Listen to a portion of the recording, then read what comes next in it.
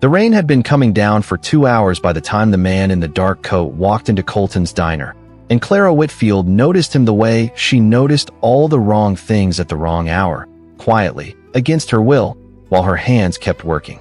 She was wiping down the counter on her second shift, running numbers in her head the way she always did during slow stretches. Danny's hospital payment due Friday, rent on Monday, the gap that never quite closed. The diner smelled of burned coffee and fryer grease and the particular damp of a Chicago November. The fluorescents hummed. Outside, the street was wet and empty.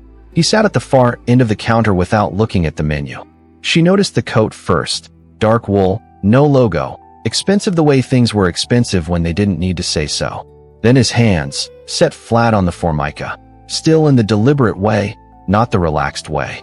He was in his late 30s, dark-haired, jaw set like a man who had been holding something in long enough that it had become structural.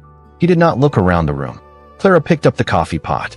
"Just coffee," he said before she was halfway there. She poured it. He wrapped both hands around the mug, not to drink, just to hold. She turned to go. "Is it always this empty?" "Not a question. Tuesdays," she said. "Rain makes it worse." He nodded once. She went back to the salt shakers.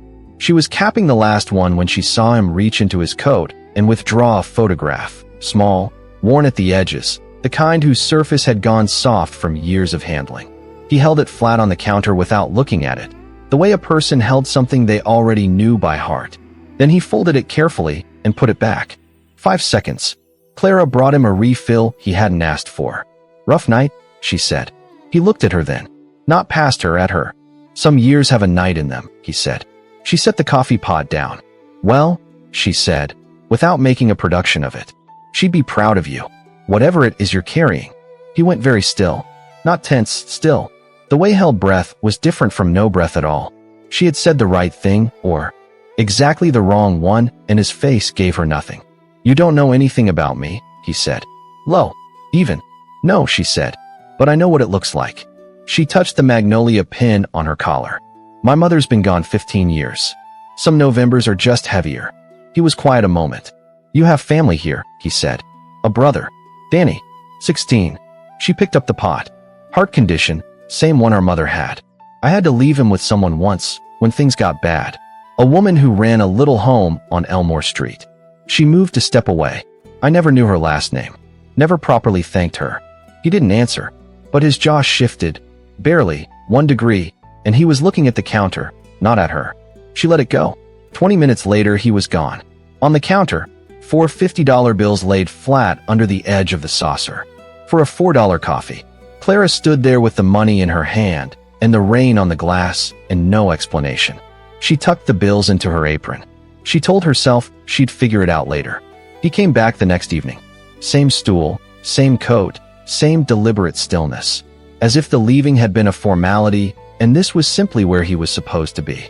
Clara was mid-shift when he walked in, and she had the coffee poured before he sat down, which was a thing she didn't do for anyone else and didn't particularly examine. She set the cup in front of him and went back to her tables. He didn't call her back. He sat with both hands around the mug and looked at the far wall. And Clara worked the room and came back at intervals, and they didn't speak for a long time, which had begun to feel less uncomfortable and more like something she didn't have a word for yet. "You didn't eat last night," she said, when the diner had emptied to 2 booths. "No." "You want the menu?" "No." She wiped a ring off the counter 2 stools down. She was coming back when he said, without turning, "That pin." She stopped. He was looking at the magnolia on her collar. Not casually. Looking at it the way you looked at something that meant something you weren't prepared to explain. "My mother loved those," he said. He stopped, as though the sentence had gone further than intended. "Mine too," Clara said. She touched the pin reflexively. "She had a magnolia tree when I was little. Didn't survive the first winter after we moved. She kept the pin anyway. Said if you couldn't have the real thing, you kept the shape of it." She shrugged once. "I've worn it every shift since she died." He looked away. Something had moved across his face and been carefully gone. She refilled his mug and left him alone. 20 minutes passed. The remaining customers paid and left. The diner was just the 2 of them, and the hum of the fluorescents and the sound of sleet starting against the glass. "Is she still there?" he said. "The woman on Elmore Street." Clara looked up from the counter she was wiping. I don't know. I went back once, maybe 3 years ago. The house was empty. She set down the cloth. I hope she just moved somewhere better. She deserved that. He was quiet. What was she like, he said. The question was careful, calibrated. Patient, Clara said. She thought about it. The kind of patient that didn't feel like effort. She called Danny her little fighter. He was 8 and scared, and she just made room for him. She shook her head slightly. You don't forget someone who does that. He looked at her for a moment, directly, the same way he had that first night, and then back at his coffee. He left at 10. Another 50 under the saucer. No explanation. No goodbye. Clara stood at the empty counter and thought about the man at table 3 who had said the name under his breath when he recognized him on the way to the restroom. Dominic. The way people said names that carried weight, quickly, as if holding them too long was dangerous.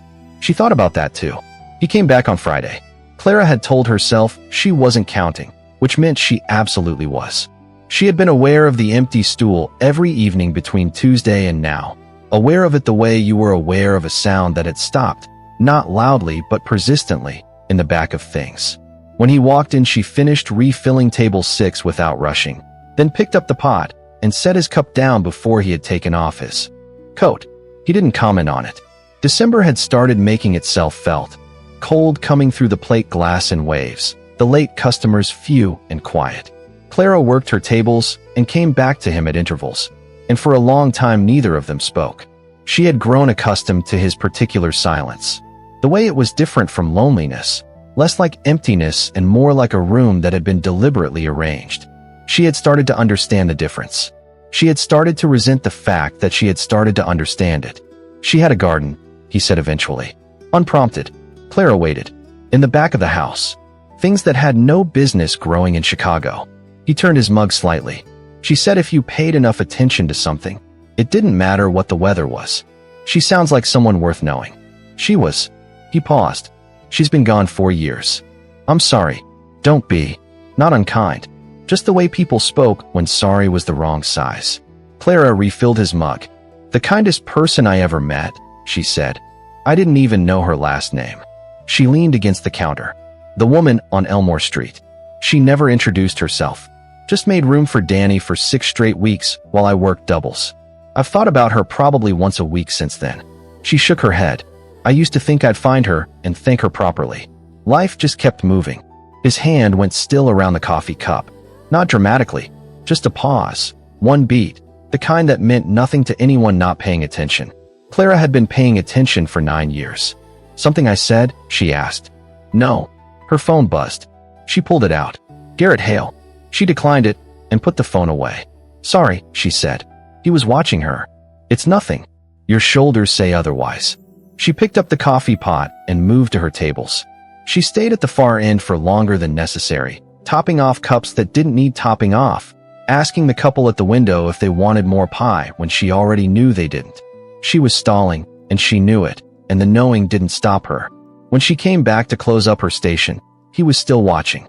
The spot where she had been standing with the focused quiet that came before a man made up his mind about something. At 10:30 he rose, coat buttoned, $60 under the saucer. He paused before turning for the door. The woman on Elmore Street, he said. Did she ever tell you anything about herself? Just that she grew up not far from there. Said the neighborhood deserved better. Clara tilted her head. Why? He looked at her for one long moment. No reason, he said.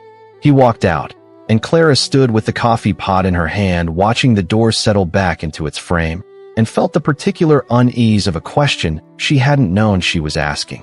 She dropped a tray on Saturday, not from exhaustion, though she was exhausted, from a moment of inattention, reaching around a customer to refill a water glass while her locket swung out from her collar and caught the corner of a laminated menu, the small oval springing open with a clean metallic sound and landing flat on the formica.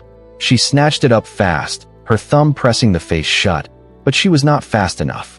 He was 3 stools down. His eyes had moved to the locket at the sound, involuntary, the way eyes moved towards sudden motion, and in that second he had seen what was inside. A photograph, small and worn. A woman's face. Clara closed the locket and tucked it back inside her collar. Sorry, she said, though she wasn't clear what for. He said nothing. He was looking at his coffee, but his right hand had moved, almost without his awareness, to the inside of his coat, pressing flat against his breast pocket for just a moment. The way a person checked on something they needed to know was still there. She noticed. She said nothing about it. The rest of the shift moved slowly. Long stretches of quiet, the fryer hissing, the fluorescents doing their hum. Around 9, when the diner had thinned to almost nothing, Clara came back to refill his mug and said, without looking at him directly, "You carry hers the same way I carry mine." He was quiet for a moment. "You carry yours like it needs protecting," he said. "Same thing, isn't it?" Neither of them said anything after that, and the silence sat between them differently than before, not uncomfortable, not easy, but weighted, like something that had been placed on the table between two people without either of them reaching for it. Clara had spent 9 years learning how to read the particular weight of things not said across a diner counter, and this one settled differently from all the others. She was not sure what to do with that. He left before 10. No bills under the saucer this time. Nothing on the counter. Just an empty mug and a stool and a diner that felt quieter than it had before he started coming in. Clara was on the northbound bus at 10:40, phone in her hand, scrolling past 3 missed calls from the hospital billing department. She almost didn't answer the 4th. She'd been dreading those calls for weeks. The balance on Danny's account, the remaining surgical estimate, the numbers she ran every night and couldn't make work. She answered. The woman on the line spoke carefully, the tone of someone delivering unexpected news. "Miss Whitfield, I'm calling to let you know that the outstanding balance on Daniel Whitfield's account, $8,240, has been cleared. We received an anonymous wire transfer this afternoon."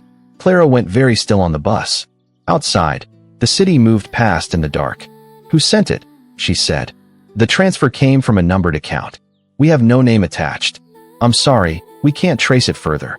After the call ended, she sat with the phone in her lap and the bus humming beneath her and the city lights blurring past.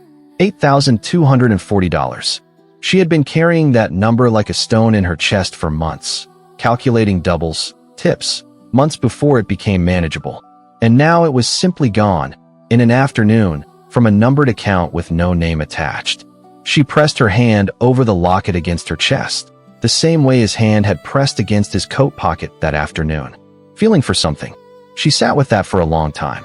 Garrett Hale walked into Colton's on a Tuesday evening, and Clara knew before he pushed through the door that this was not going to be good. She was mid-shift, carrying plates to table 7. She saw him come in. Not a customer, not dressed for coffee, dressed for the kind of conversation she had been dreading for weeks. Coat open, face already set. She put the plates down. "Clara." He said her name like a formality. "I'm working, Garrett. I can see that." His voice was flat and loud, and he made no effort with either. The couple at table 4 looked up. "I need the payment. Full amount. This week. I need more time. You've had time." He took a step toward the counter. "July. August. 1 more month, Clara. 1 more month. It's December. You're $3,200 short, and I'm done extending goodwill.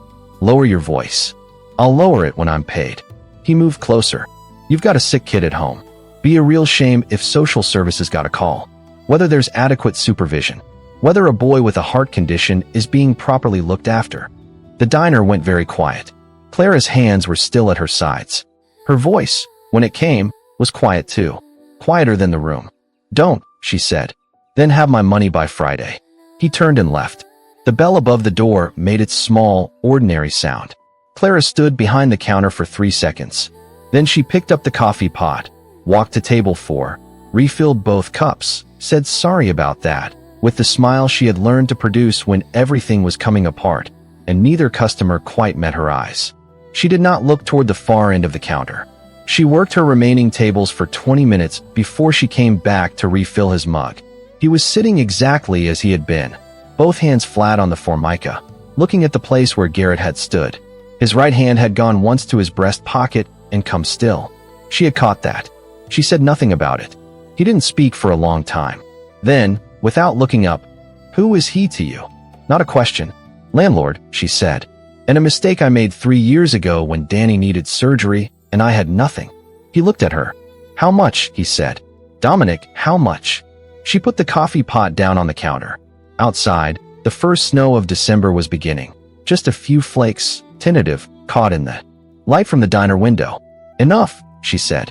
He looked at her for a long moment, and something in his face was very still in a way that was different from the stillness she had learned to read over these past 2 weeks.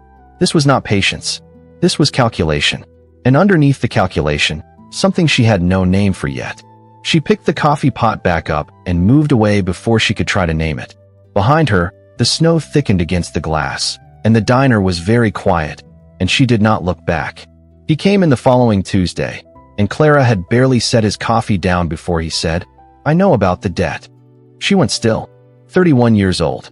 9 years at this diner. Your brother's second surgery is in 6 weeks, and you're 4,000 short. He looked at the counter. Garrett Hale has been running interest on a principal that was paid off 8 months ago. Clara set the coffee pot down very carefully. "How do you know that?" she said. He didn't answer. "How long have you known?" "Long enough." She looked at him, really looked at him, and saw it then, the thing she had been careful not to examine directly for 2 weeks, the way the room moved differently around him, the way the man at table 3 had said his name in that particular tone, the way no one had once sat down near him or approached him or spoken to him except her, because she had not known to be afraid. The coat, the stillness, the $50 bills like they were nothing. "You had someone look into me," she said. "Yes." The word was quiet, not an apology. "You sat at my counter for 2 weeks, she said. Her voice had gone very controlled. "You let me talk to you like," she stopped. "Like you were just a person." "I am just a person." "No." She took a step back. "You're not. I don't know exactly what you are, but I know that going through someone's life without asking, that's not something a person does. That's something someone does when they want leverage. I wasn't, don't." Her voice didn't rise, but it sharpened. "I have spent 3 years being leveraged by a man who knows exactly what I need and uses it like a hand around my throat. I don't need another one. I built everything I have on my own, and I have never once let anyone turn my circumstances into a weapon against me. And I am not going to start now." He said nothing. "I need you to leave," she said. He looked at her for a long moment. His expression was not what she expected, not anger, not dismissal. Something slower. Something that looked, from the outside, like a man absorbing a consequence he had seen coming and chosen not to avoid. A man who understood he had made a mistake and had no defense for it that would pass inspection. He reached into his coat and she tensed, but he only withdrew the photograph, small, worn, the one from that first night, and held it in his hand without looking at it. Then he tucked it back and stood. "I didn't look into you to gain leverage," he said. "I looked into you because I needed to know if you were safe." He left $200 on the counter. She did not touch it. After close, she sat alone in the empty diner, lights half down, chairs up on the table she hadn't needed, and looked at the bills and the empty stool and the ring his mug had left on the formica. The hum of the fluorescence felt louder when there was no one to absorb it. She was furious. She was right to be furious. She pressed her hand flat against the magnolia pin and sat there in the half-dark with all of it for a long time. The anger, and underneath the anger the thing she had not yet sorted out. Something complicated and unwieldy that had nothing to do with leverage and nothing to do with being afraid. She sat with it until the cold coming under the door made staying pointless. At some point she picked up the $200 from the counter. She told herself it was because it was money she needed, which was true. She folded the bills and stood there a moment longer in the half-dark, listening to the fluorescence hum, looking at the empty stool, the cold ring his mug had left on the formica, and she thought about a man who had said he looked into her life because he needed to know if she was safe. Not because it was useful, because he needed to know, and she could not find a place inside herself where that didn't mean something. Then she got her coat and went home. She came back Thursday. She told herself it was because she couldn't afford not to. The diner was her primary shift, her tips were reliable here, and walking away from a job over a feeling was a luxury that people in her situation did not have. All of that was true. She chose not to examine how much of it was the whole truth. He was already there when she arrived. She didn't acknowledge him beyond setting his coffee down. He didn't push it. They moved through the first hour at a careful distance, and Clara worked her tables and kept her back to the far end of the counter more than she needed to, and the diner filled and thinned in its Tuesday rhythm. At 9 he said quietly, "I have something to show you." She walked over because it was her job. He reached into his breast pocket and withdrew the photograph. He placed it face up on the counter between them. Clara looked at it. A woman, perhaps 60 in the photo, standing in a garden, holding a handful of something green, herbs, maybe. She was laughing at whoever was behind the camera, her head turned slightly, her eyes creased at the corners. She was wearing a blue cardigan and a pair of garden gloves, and she looked like someone who had made peace with hard things without losing the capacity to find them funny. Clara looked at the photograph for a long time. The kitchen sounds receded. The fluorescence receded. That's her, she said. Her voice had gone very quiet. That's the woman from Elmore Street. He said nothing. Clara's hands were flat on the counter. She was running back through it. The way he had gone still when she said Elmore Street. The way he had stared at the magnolia pin. The way he had asked about the woman with that particular careful calibration. The 3 conversations laid out behind her like stepping stones, each one leading here, and she had walked across all of them without knowing where she was going. She was your mother, Clara said. He nodded. Once. Barely. Margaret, he said. It was the first time she had heard him say a name like it cost something. She never told me her last name. Clara's voice was unsteady. She called Danny her little fighter. She stopped. She said she had a son who would move mountains if someone needed it. Said it like she missed him. He looked at the photograph. She talked about a girl, he said. One who brought her brother lunch on Sundays, even when she was working doubles. Said she'd never seen someone work that hard for someone they loved. He looked up. She didn't tell me a name. Clara pressed her fingers to her mouth briefly. She knew, she said. Neither of them spoke for a long moment. The diner moved around them. The hiss of something in the kitchen. The bell above the door as the last table paid and left.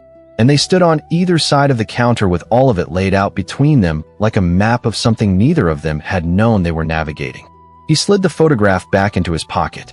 The open loop of everything she thought she understood about the last 2 weeks pulled taut and snapped, and what replaced it was larger and stranger and not yet anything she had a name for. The second surgery consult was Thursday morning. Clara worked the Wednesday night close shift because she couldn't afford not to, and at 11:45 she pushed through the back door into the staff parking lot with her coat half-buttoned and her breath making small clouds in the cold. Garrett was already there. I said Friday, she said. I moved the deadline. He stepped from the shadow between the dumpster and the wall. Someone else stood near the lot entrance. A man she didn't know, jacket too light for the weather, watching her. We need to talk about the new number. What new number? 22,000, Garrett said. Interest. Administrative fees. I've been very patient, Clara. She stared at him. You have 48 hours, he said. Or your brother finds out what it feels like when the people protecting him aren't there anymore.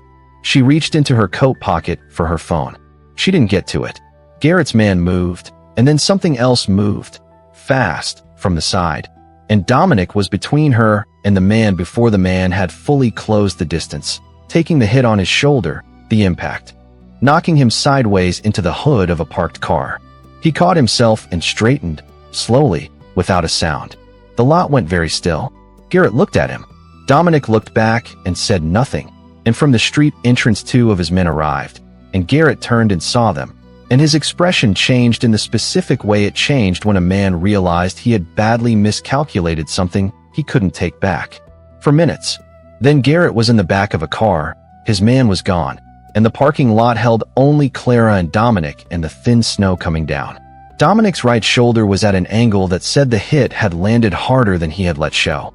He stood 10 feet away and was looking at her and not asking for anything. Are you hurt? She said. No. She walked over and looked at the shoulder. He let her. Bruised badly, not broken. She had spent enough time in hospital waiting rooms to know the difference. Sit down, she said. I'm fine. Dominic. Sit. He sat on the hood of the nearest car and didn't comment. She looked at his shoulder in the thin light from the lot lamp. The angle of it, the way he held himself slightly asymmetric to favor it. And something tightened in her chest that she refused to name as worry. She had spent 9 years in close quarters with strangers' pain and had learned to stay on the outside of it. This was different, and she knew it was different, and she was too cold and too shaken to pretend otherwise. From the street entrance, one of his men caught her eye and gave a small nod. She understood, without being told, that Garrett Hale was not going to be threatening anyone again. She stood in the cold with her coat half-buttoned and said, Danny's surgery is in 6 days. I'm 4,000 short. He looked at her. I know. She stood with that for a moment. The weight of accepting something from someone who had the power to give it, everything attached to that weight. "What do you want from me?" she said. He looked at her for a long time. The snow dusted across the pavement between them. He opened his mouth, and something moved in his face. Not calculation, something older and less armored. And then he closed it again. He didn't answer. She waited in the cold, and he sat on the car hood with a bruised shoulder and said nothing. And that was somehow the most unsettling thing he had done yet.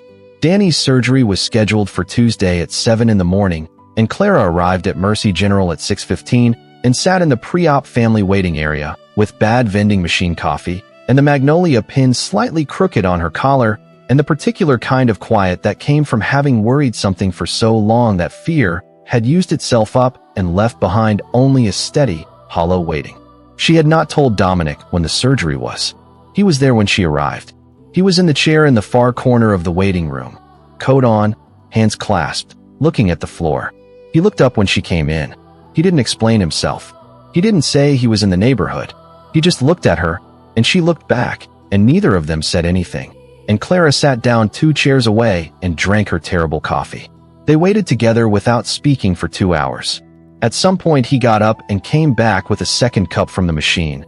Black, terrible, the same as hers, and set it on the seat between them without a word, and she did not comment on it, and neither of them moved it.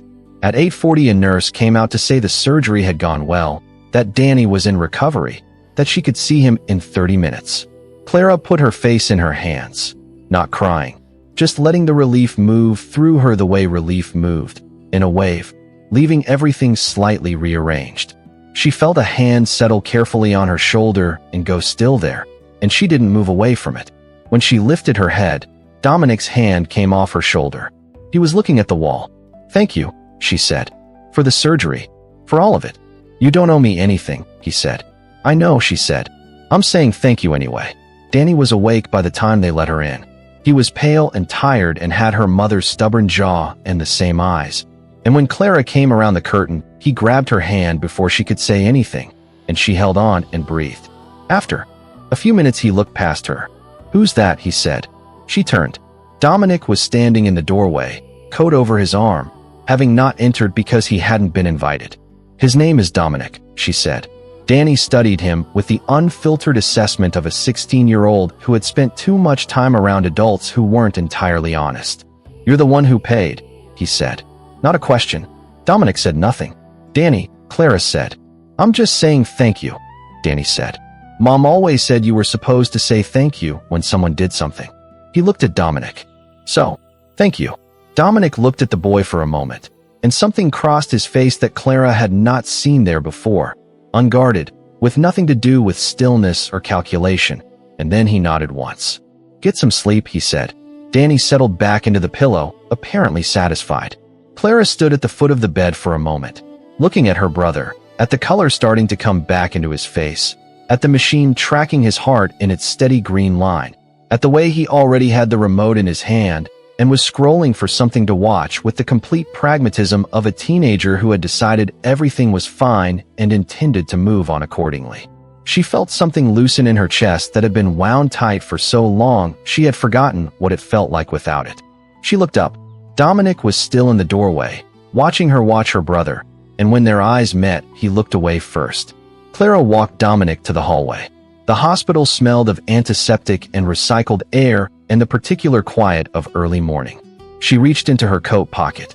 She had taken the photograph from the diner's lost and found.